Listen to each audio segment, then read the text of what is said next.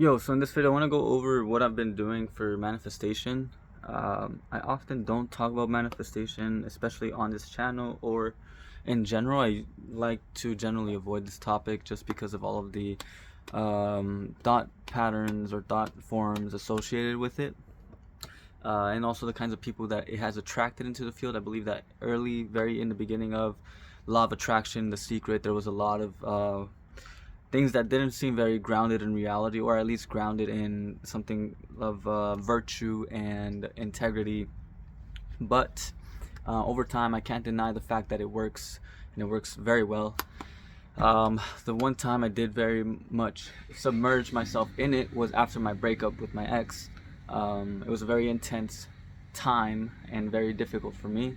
Now, law of attraction and manifestation, Abraham Hicks, wasn't something that wasn't the only thing I looked into during this process. I also was fasting. I also was sleeping a lot. I was meditating a lot. I was journaling. I was doing dream work.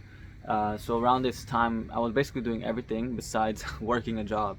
I quit. I stopped working as much as I used to, and I just took some time off. That whole month basically was just me just trying to figure myself out. It was in the month of December, which kind of sucked, but not really. Knowing that I wasn't with my girlfriend during Christmas, and I wasn't gonna be with her during New Year's. It was a difficult time, But I actually managed to get out of it pretty quickly. I really love the fact. It's a very beautiful story, and I'll most likely be getting into it in the future. But that's when I really submerged myself into law of attraction, Abraham Hicks. And what I want to talk about is the fact that it works, and kind of like my experience with it, and how I've seen it work, and then how I plan to keep on using it in the future.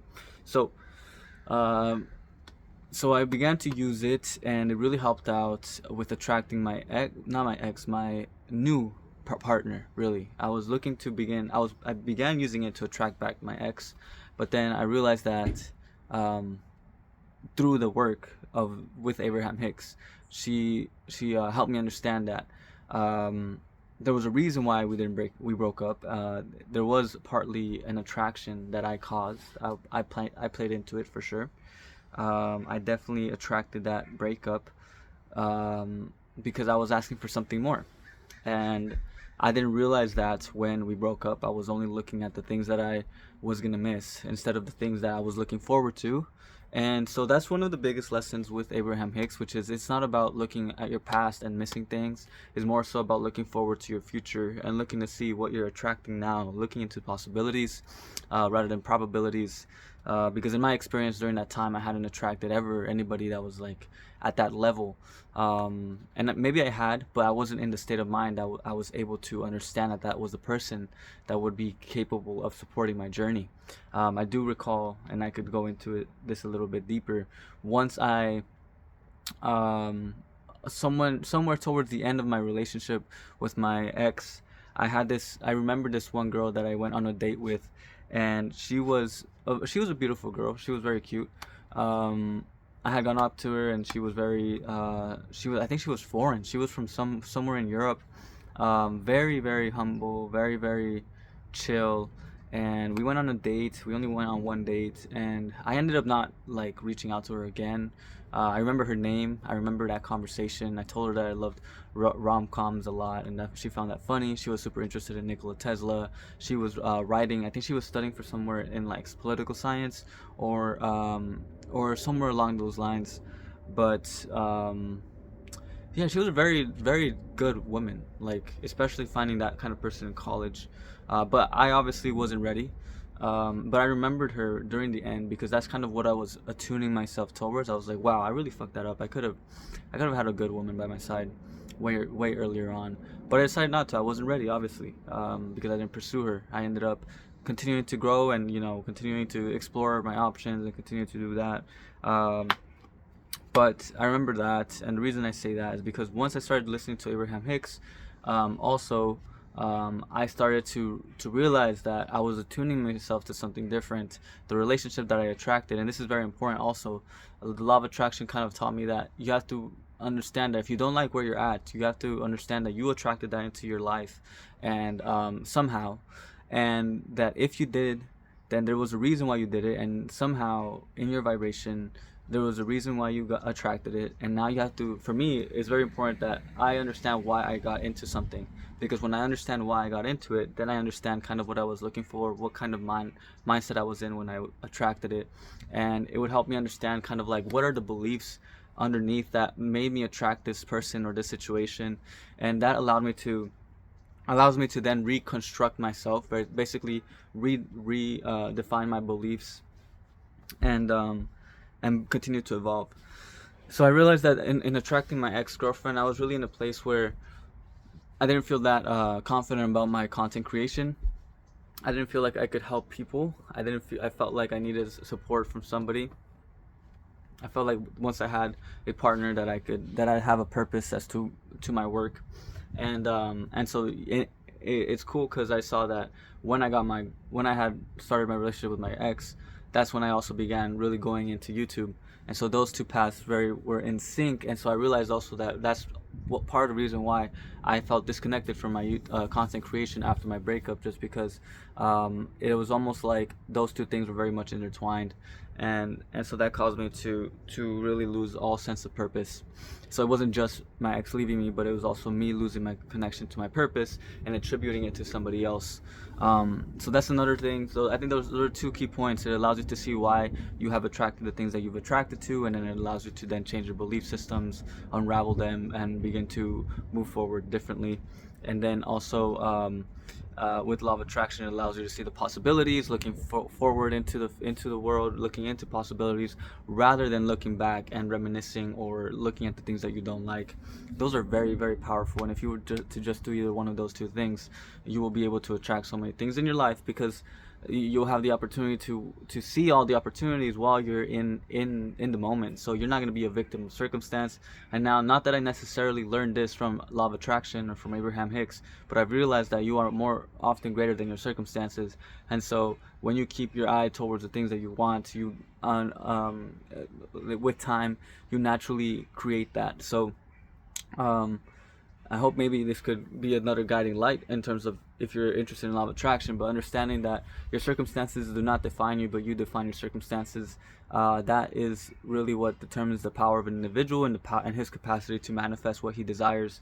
And I could definitely go into that. I've kind of already talked about it before. But now, moving on to the next lesson, there was some really dope experiences, kind of like in the moment when I was really looking to find my ideal partner.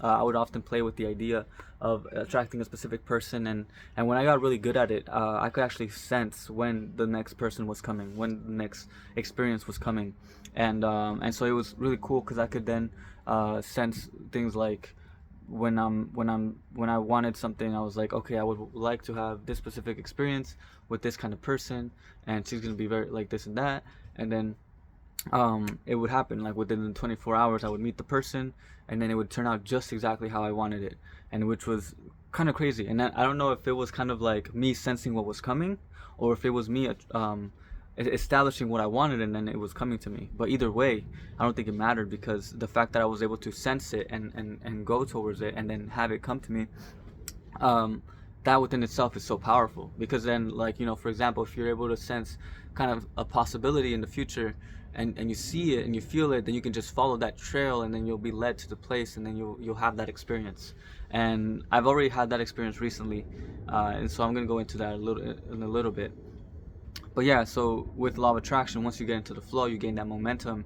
It becomes this place of like, oh, let me think. You think about something, and it comes to you within the next hour. And so Abraham Hicks really is it, like, dude, it works. I'm telling you, like, if you do enough of the work, it will work. And when I'm saying the work, also, now Abraham Hicks doesn't say this often, but I have heard her talk about this, where she says, do the work. Do the work. She said that one time out of so many of the videos, where often she says that you don't have to do any work, you just have to fall in line, and, like, release resistance, etc., etc. But she has mentioned it, and so this is where I see that, me gaining a much more comprehensive understanding of her teachings and kind of where she's at. The work also entails, just self-reflection. I believe it does entail that. It doesn't entail you looking at your past. It doesn't entail you facing reality. It doesn't entail all these things, doing the inner work, healing, etc. I do think it does entail that, but the issue is that people misinterpret that, and so sometimes there's a priority in terms of like, okay, do I heal or do I attract? And I think that an individual, what Abraham really does say is that you have to follow the line of least resistance. So for example, I can either heal and just sit and wallow and sit there, or I can go and do something fun, and in doing something fun I express my highest self, and then I can connect with people. So I found that during the time of my breakup I was going out a lot, I was dancing a lot. That was the main thing, and I love dancing, and so that was one thing that I loved, and I never stopped. And that's when I had one of the best experiences. Every night I would meet somebody new, people would compliment me, people would show a lot of love towards me, and I really became a big part of the community there. But besides that, I just want to say that that's something important, that in terms of the things about Abraham Hicks, there is a necessity to understand the priorities when it comes to healing, inner work, and law of attraction. Now, I did end up attracting my ideal partner. It's my wife now. We are married, and we have our son now, he's a beautiful child. And so yes, it works. Like I wouldn't lie to you. At least in the sphere of relationships, it does work. And I could always go deeper into how, all these things, specifics, but that's the story. Now, where I'm at right now is I'm attracting more money. That's my focus right now. If I could do it with relationships, I realize that I can do it with money. And so what I'm looking to do is just be able to go to a place where I could just get paid to exist. And this could be a video within itself, but I think this will have to be a video on its own, and it'll probably be a future video. But I want to talk about my experiences recently. It's been about 2 weeks now that I've set the intention to be able to attract more money into my life, and at least right now I'm shooting for $5,000 a month, which is for me is very doable, and it's very it seems to be the line of least resistance. I have no resistance when I think about that. I have no resistance. I don't see it as something that's too far away, too difficult to do. It doesn't seem to me like something that I have to strive too far to do so. 5K a month for me would really change a lot of things for me. I mean, shit, like we have a very good system with my wife right now, which is we have very low cost. Thank goodness for her parents that are helping us out. So we're able to pay off a lot of debt. We're able to save a lot of money, and still be happy having some extra money for ourselves.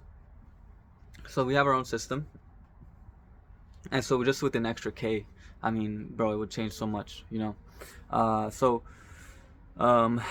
the goal right now, and I want to share a few things that have happened. First off, there have been changes in mindset. First off, I realized I don't have to work where I work. I realized that with given the situation I'm in and the leverage that I have in my business and my capacity to create online and all of that, I realized that I would prefer to be somewhere where I'm working with a team and I'm getting paid to do meaningful work, and that's something that I already do. I love doing meaningful work, and in the restaurant I was able to find the line of least resistance, where I found like I could be myself and be in a place where I enjoy being there, and not feeling like I'm being tied down by an employer. So that was a lot of work, and that was kind of like the work of the past year, really learning to be in there. But now with law of attraction, I'm really now looking to exceed and supersede that and make more money. And that can be available to me in the position of being a server, or that could be available to me in many different forms. Like right now I'm learning to day trade, and then I'm also learning to coach. Not learning to coach, I am coaching people, and so I'm looking to attract ideal clients, ideal people that I can help in their own endeavors, specifically people who are interested in aligning to their souls. So that is what the coaching I would like to work on. I also am a healer, so I offer those services on my website. And I have had a lot of transformative experiences. I've helped people go through a lot of transformative experiences, basically change their health, like in a quick 180, quick 360, etc. And doing the work that I do. So yes, I have so many things available to me. I have so many tools, and so the beauty of Abraham Hicks is that I'm not tied to one specifically, and so that allows me to be and max out on everything that I'm in. So every situation that I'm in, I'm trying to max out, meaning that I am fully in there, I'm fully immersed, I'm fully feeling like I'm a part of this process of co-creation, and so the universe is bringing me all the things that I need, and slowly but surely it is happening. I also applied, so I ended up applying for a new job. in the field, and for a long time I've had this big resistance towards going back to psychology, in the field of psychology, in terms of an employer and schooling, and thanks to this law of attraction stuff, I've managed to sync up with it and understand the benefits, and also understand that I'm not gonna be tied down, but rather this could be a very great opportunity to bring myself up and really step up to the plate. Um, and doing that, I started looking for jobs. I applied. I was looking at education as a teacher. I was like, okay, maybe I could do this, and they're actually paying pretty well, especially with the fact that I have my bachelor's. Like, why wouldn't I do this? Why wouldn't I get in a field where I get paid more and do meaningful work, and use a lot of the skills that I already have, having learned through business. And so I started to get into that, and my confidence grew, and so then I found this one opportunity, psychoeducational coach, with this clinic. It's an institute. It's called I'm actually not gonna name it right now. It's just an institute. They do holistic work. So they have therapists, they have coaches, they have speech language, just licensed people really, and they've been doing it for years now. So I felt like that was a perfect fit. And so now, usually, when it comes to resumes, when it comes to applications, when it comes to interviews, it is so difficult for me. I just hate thinking that I'm going to have to go and fit this image of being a great employee and being able to sell myself on this job.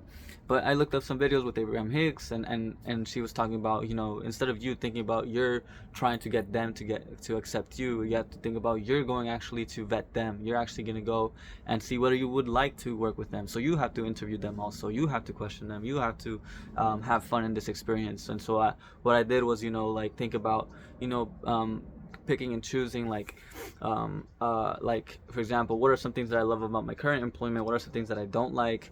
What are some jobs that would offer things that would be better, et cetera, et cetera. And so this only took, I think, a whole day. I think it took a whole day, 2 days, I think. But within the day that I actually got super motivated, I found that job, psychoeducational coach, and then I was able to.